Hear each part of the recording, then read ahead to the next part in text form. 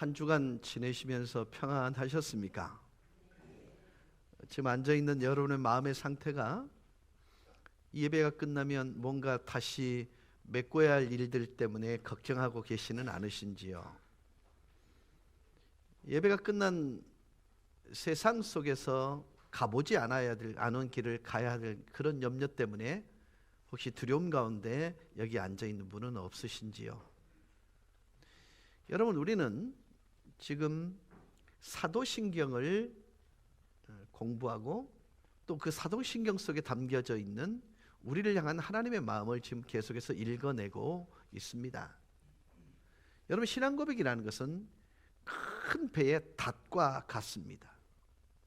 정함이 없도록, 흔들리지 않도록 우리를 견고하게 뿌리를 내리게 해주는 것이 바로 신앙 고백입니다. 지금 우리는 지난주 계속해서 사도신경의 라틴어 첫 번째 단어는 믿습니다라는 단어로 시작한다고 말씀을 드렸죠. 그 믿습니다의 내용이 뭐냐면 아버지를 이란 내용을 여러분과 함께 나누었습니다. 여러분 생각하실 때에 중세시대 때는 문맹률이 95%를 훨씬 넘었기 때문에 각자 성도들에게, 일반 성도들에게 성경책이 주어지지 않았습니다. 그래서 성경책은 그들에게 어떤 의미도 주지를 못했어요. 다만 성직자들에 의해 선포된 메시지가 그들이 아는 전부였습니다.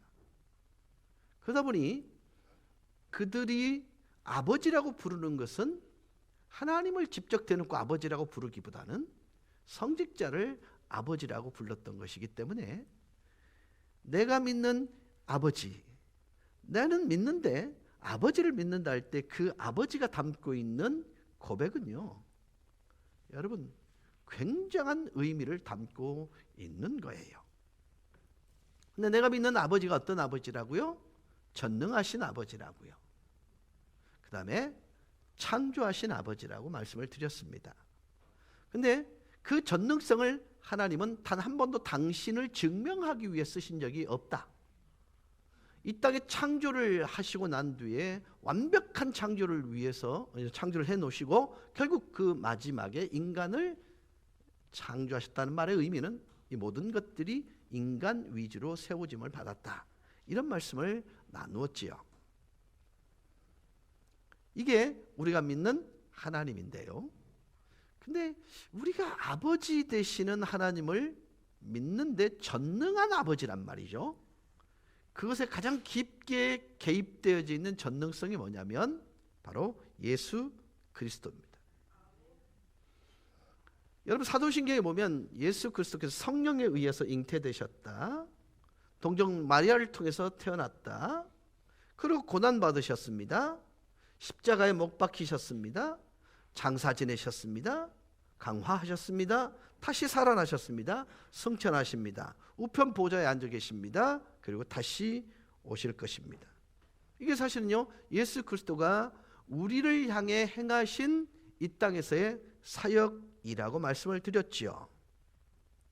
여러분, 사도신경의 중심이 예수님이 누구이신가, 그리고 예수님이 나를 위하여 무엇을 하셨고 그 예수님이 나와 어떤 연관성, 어떤 관계이며 그 예수님으로 인하여 나에게는 어떤 새로운 변화가 임하였는가에 대해서 이른바 10가지 사역을 시간순으로 나열한 것이 사도신경입니다.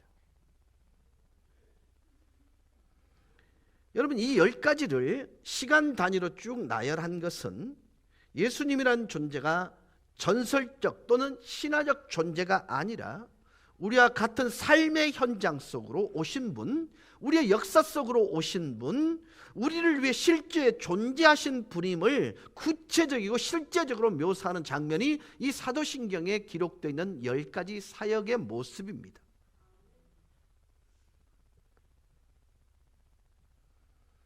이 예수님에 대한 성도들의 10가지 고백은 간략한 한 사람의 전기와 같지만 그 내용인 그 내용은 우리 성도된 저와 여러분이 믿는 믿음의 근거일 뿐만 아니라 신앙의 뿌리예요.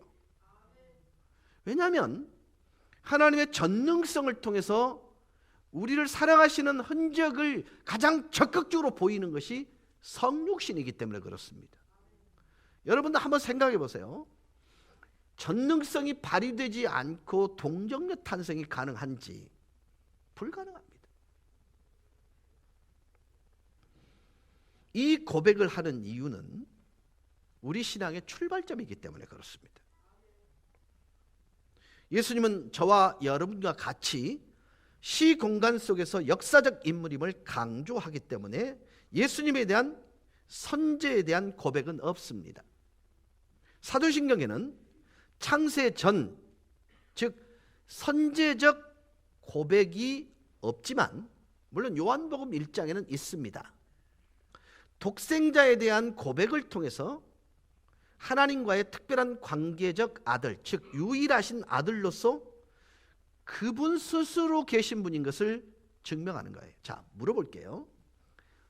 독생자라고 할 때에 그 독생자라는 말은 독자라는 의미죠. 맞죠? 맞다고 좀 해주세요. 설교에서 가장 중요한 리액션이기 때문에.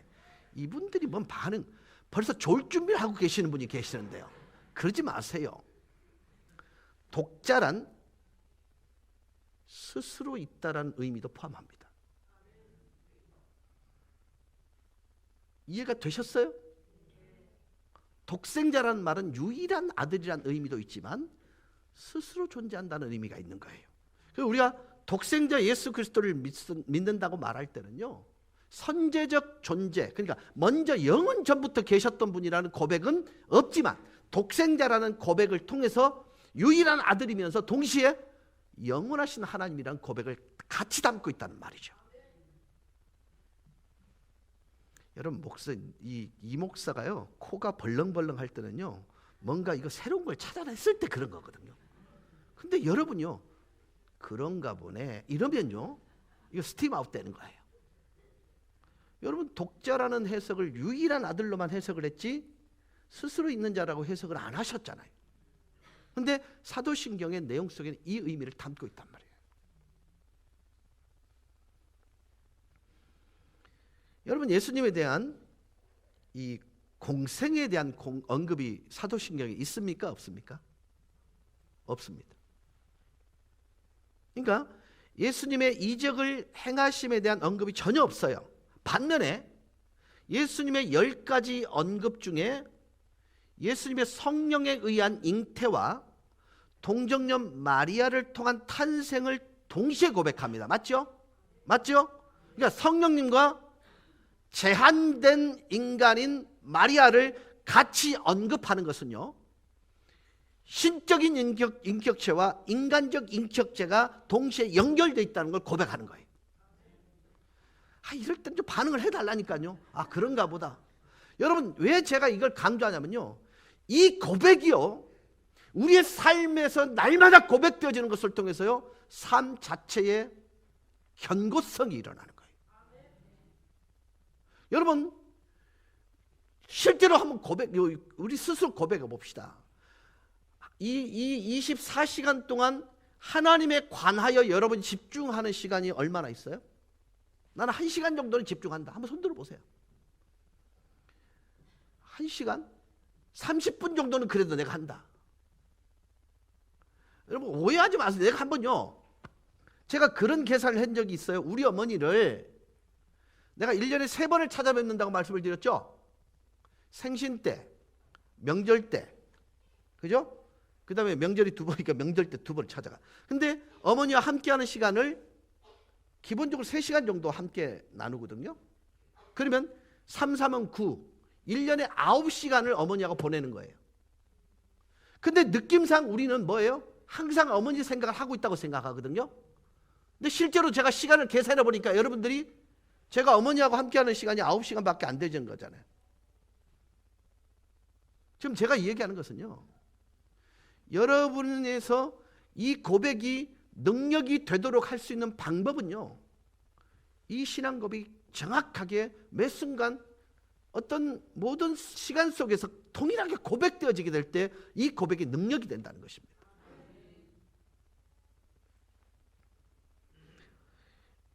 성령님에 대한 그 고백은요, 예수님의 잉태와 직결되어 있음을 강조하고요, 성령님에 대한 고백은 반드시 예수님과 관계 속에 있어야 함을 우선순위로 강조합니다.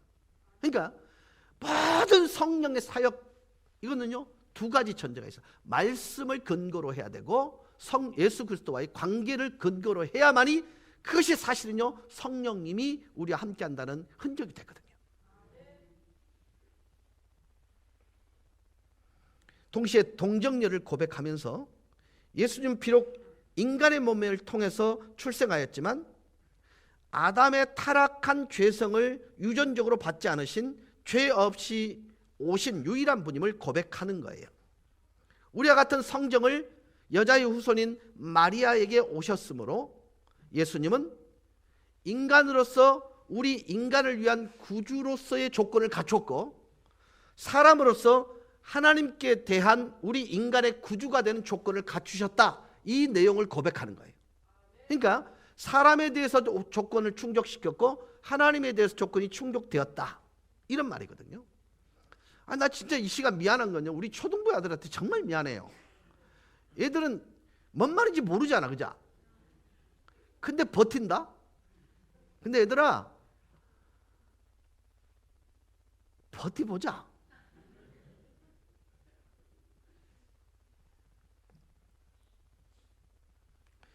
여러분, 신적인 품성과 인간성, 인성에 대한 동시에 이걸 가지고 계신 구주 되시는 예수 그리스도, 그분은 하나님에 대해서 모든 조건을 충족했고 인간에 대해서도 모든 조건이 충족되었다는 것을 고백하는 것이 바로 이 고백이라는 거예요.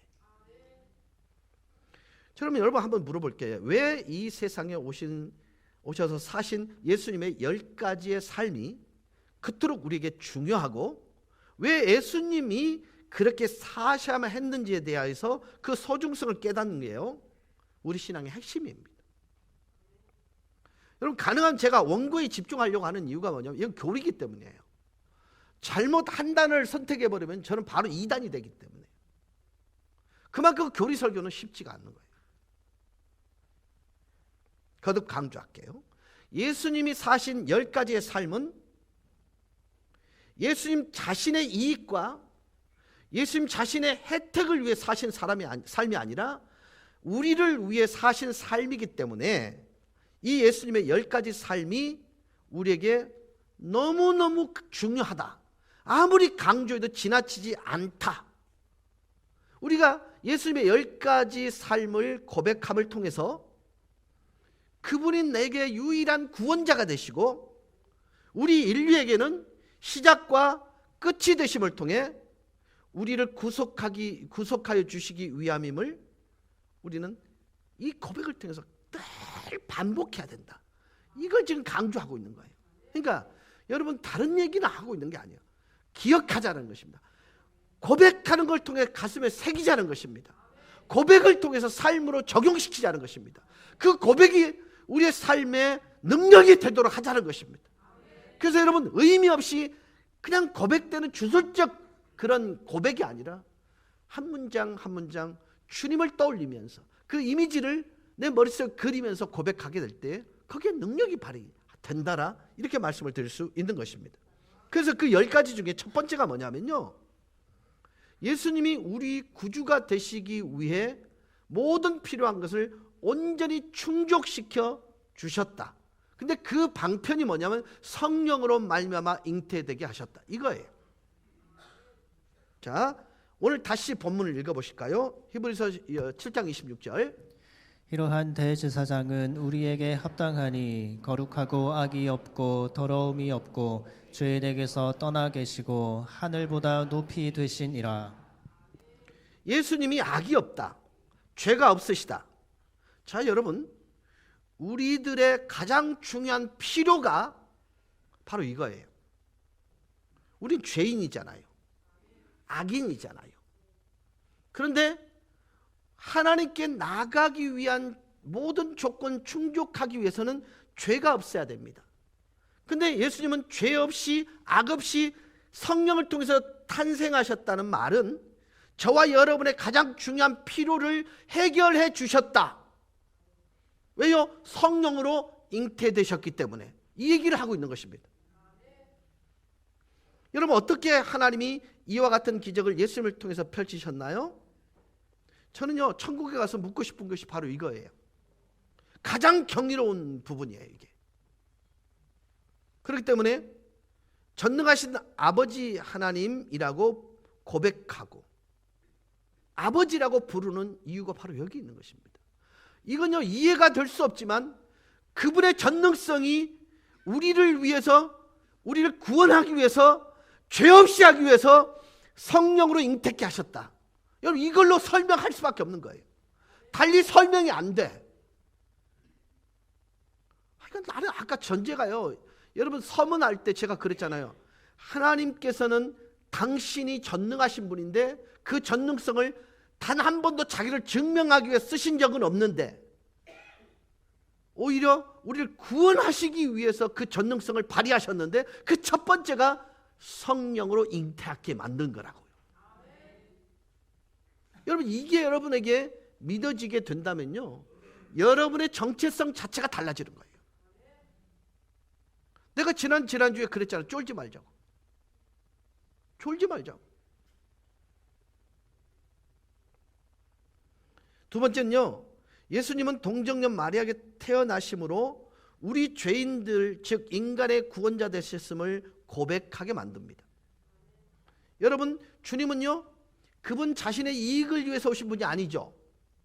저와 여러분을 죄에서 구원하고 우리 자신으로부터 구원받게 하고 죽음에서 구원하고 지옥으로부터 구원받고 인생의 무의미에서 구원받게 하시고 죄책감과 두려움과 걱정에서 구원하게 하기 위해서 오신 분을 강조하기 위해 동정녀에게서, 여인의 몸에서 출생했다는 걸 강조하고 있는 거예요. 여러분, 저는요, 한 번쯤 곱씹어 보셨으면 좋겠어요. 여러분의 정체성이 사람의 시선에 의해서 결정된다는 게 이게 불행한 일입니다. 사람들이 나를 어떻게 볼 것인가가 여러분의 정체성이 아니에요. 여러분을 만드신 하나님이 여러분을 어떻게 바라볼 것인가가 여러분의 자아상이자 여러분의 정체성이에요. 그렇다면 하나님이 나를 어떻게 보신다?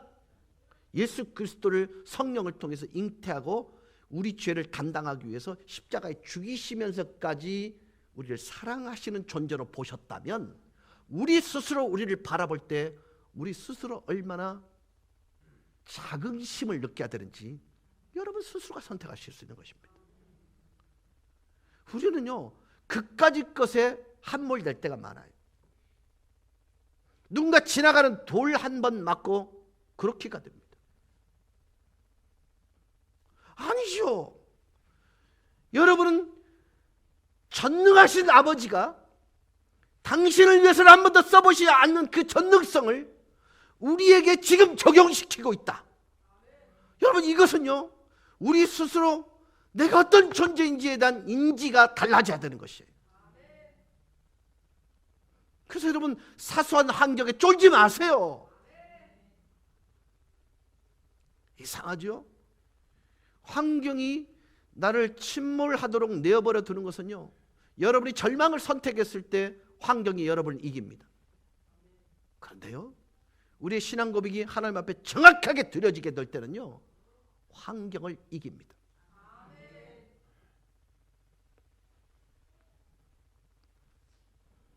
그분이 바로 하나님이시자 그리스도 그분이란 뜻이에요. 여러분 생각해 보세요. 동정녀에게 나셨다. 인간적인 조건을 충족하셨습니다. 인간처럼 출생했으니까. 그러나 성령에 의해서 잉태되었다. 신적인 만족을 완벽하게 하신 거예요. 여러분, 이 고백을 통해서 우리가 들어야 될 것은요, 우리는 그분이 이루신 가장 완벽한 존재다라는 것을 인정하셔야 돼요. 제가 나중에 얘기하겠습니다만은 다 이루었다고 하는 고백이 성경에 딱 2번 나옵니다. 혹시 아세요? 첫 번째는 알겠는데 두 번째는 몰라요. 구약에 한 번, 신약에 한 번 나옵니다. 다 이뤘다가 어디에 나오죠? 1부 때는 다 마쳤습니다. 2부 때 다 이뤘다. 구약이 어디 나와요? 창세기. 창조를 완성하고 난 뒤에 하나님의 말씀은요, 보시기에 좋았다고 표현되어 있지만 다 이루었다, 그 말입니다. 여러분, 주님이 십자가 지시면서요 고백한 내용이 뭔지 아세요? 다 이루었다는 거예요. 더 이상 여러분을 위해서 이루실 일이 없다는 얘기예요. 그만큼 여러분은 하나님 앞에 모든 조건을 충족한 존재라는 거예요. 근데 왜 쪼세요? 왜 스스로 자학하세요? 왜 스스로 비하시키세요? 왜 스스로 절망하십니까? 아니에요.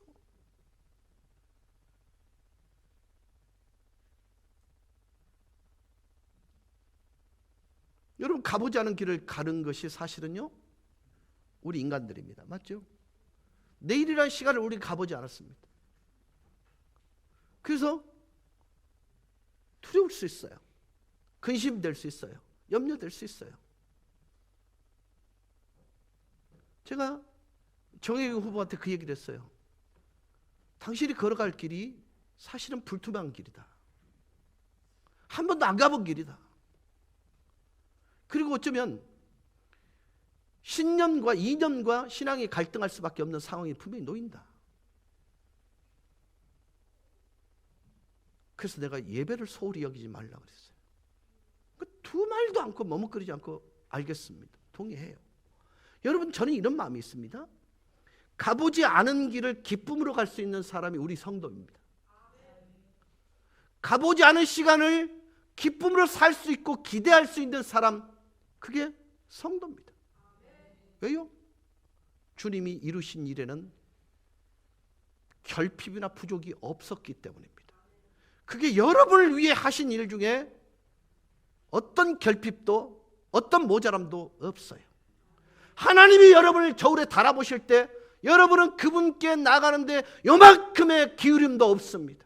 그래서 히브리서에 가보면 내가 성소에 나갈 담력을 얻은 날 이는 그리스도 예수의 보혈로 말미암느니라 이렇게 말씀하세요.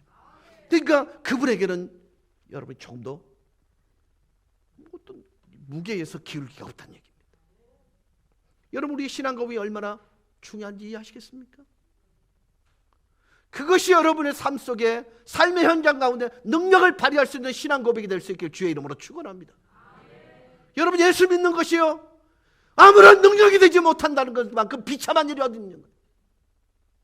예수의 이름의 권세가 여러분의 삶 속에 어떤 영향력을 끼칠 수 없다면 이건 비참한 일입니다. 예수 믿고 그러고 나서 아무 일도 없었더라, 가장 비참한 일이 아닙니까? 그렇지 않습니까? 여러분 누구예요? 예수의 이름의 권세를 가진 자들이고요, 하나님의 전능성이 여전히 여러분을 향하여 유효하다는 그 사실 하나만으로도 여러분은 이긴 자로 살 수 있는 것입니다. 그래서 우리의 신앙 고백이 얼마나 중요한지 몰라요.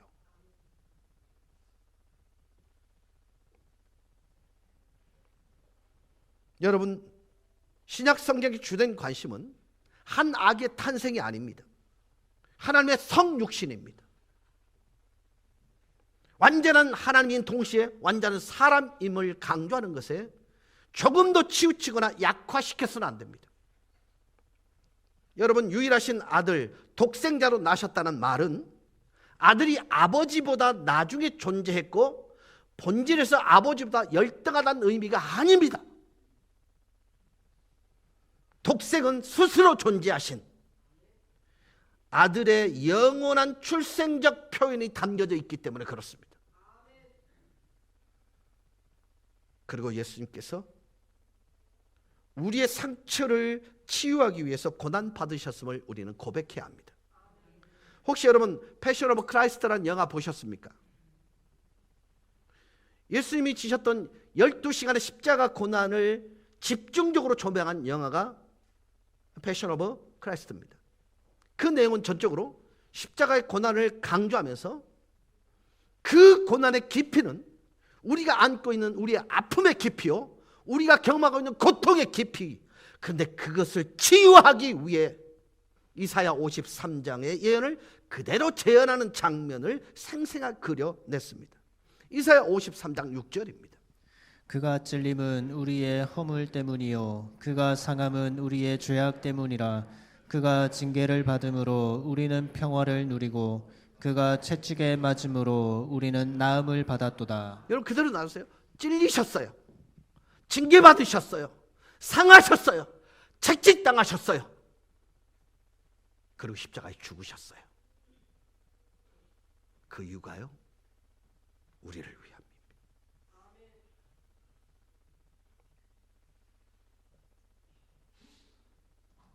본질적으로 우리를 치유코자 합니다.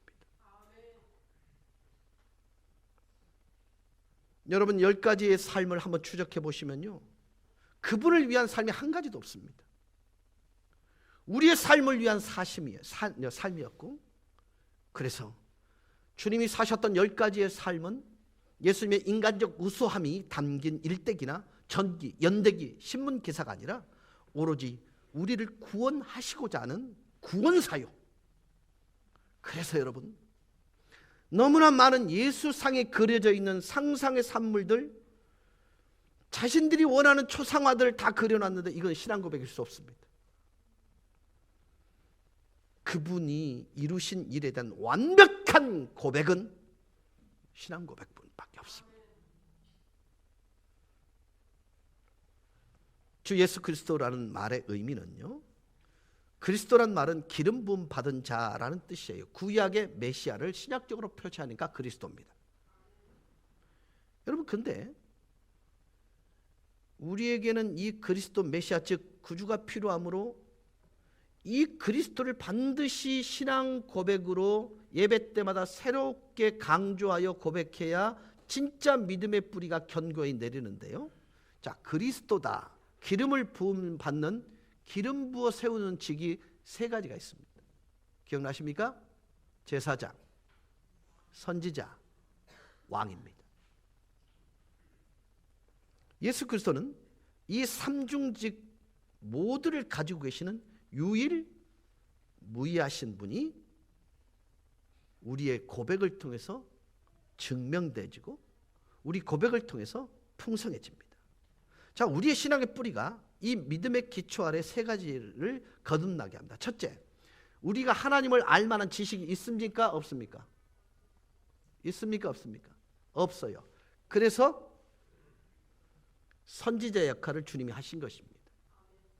두 번째, 우리가 하나님으로부터 멀어져 있기 때문에 화해, 즉 하나됨을 제사장 역할을 통해서 이루신 것이 예수님입니다. 그래서 막힌 담을 허무셨습니다. 셋째, 우리는 하나님을 위해 사는 일에는 약합니다. 눈이 어리셨기 때문에 인도, 보호, 보존, 강하게 해줄 누군가, 즉 왕의 역할이 필요한 것입니다. 이처럼 그리스도 되신 예수님은 우리의 죄값과 우리의 가장 깊은 상처와 아픔을 치유하고 속죄하기 위해 그가 다 그 값을 치르신 삶이 우리에게 임하여 구원의 은총이 이루어졌다. 이게 사실은요, 그 고백 속에 담겨 있는 거예요.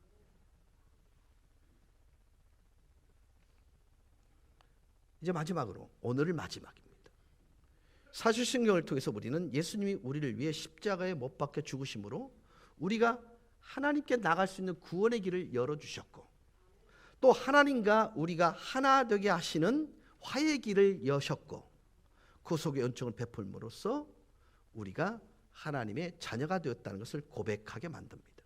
자, 골로새서 1장 20절입니다. 그의 십자가의 피로 화평을 이루사 만물 곧 땅에 있는 것들이나 하늘에 있는 것들이 그로 말미암아 자기와 화목하게 되기를 기뻐하심이라. 여러분, 사랑은 동시에 2가지 의미를 담고 있습니다. 하나는 사랑 그 자체이고요, 둘째는 공의가 실현돼야 됩니다. 하나님의 사랑과 하나님의 공의가 동시에 이루어지는 현장이 어디냐? 십자가입니다. 그래서 창세기 창조의 사건과 함께 십자가 사건은 다 이루었다고 공포할 수 있는 역사적인 사건이고 구원의 길이 열린 전무후무한 사건이 되는 것입니다. 자, 이제 우리는 정말로 중요한 질문을 여기서 한 가지 던져야 합니다. 그게 뭐냐면, 왜 사도신경은 예수 그리스도의 잉태와 탄생에서 바로 고난으로 넘어가는가? 왜? 여러분, 사도신경 안에 담겨져 있는 굉장히 중요한 신앙의 뿌리이자 믿음의 근거가 되는 내용 때문입니다. 거듭 강조합니다마는 예수님의 기가 막힌 공생의 내용은 전혀 언급하지 않습니다. 모두가 놀랄 수밖에 없는, 그래서 반복해서 자랑하고 싶은 예수님의 기적, 예수님 베푸신 이적의 얘기 하나도 없습니다. 왠 줄 아십니까? 기독신앙의 중심, 우리 믿음의 뿌리와 신앙의 근거는 십자가 그것이기 때문입니다. 여러분, 초점을 잘못 맞추신 것입니다. 주님, 저에게 뭔가를 이루어 주세요라는 것이 아니라 주님의 십자가가 정확하게 나에게 못 박힐 수 있도록 그렇게 기도하는 것이 옳습니다. 여러분, 암에서 낫는 것도 사실은 은혜라 말할 수 있습니다. 제가 언제가 그런 얘기를 한 적이 있어요. 너무 아까워요. 지금 가기에는 이제 살만하니까 가는 거야, 하나님한테. 그래서 내가, 하나님, 살만하니 데려갑니까? 저는요 진짜 화가 나는 게요, 그토록 가까운 사람을 막 데려가시는 거야. 너무 이 심장이요, 이 안정이 안 되는 거예요. 일할 수 있습니까? 어째서요? 이러고 있거든. 그때 성령께서 저에게 질문하신 것이 있습니다. 야, 이 목사, 너는 내 입장에서 생각해 본 적 있나? 예?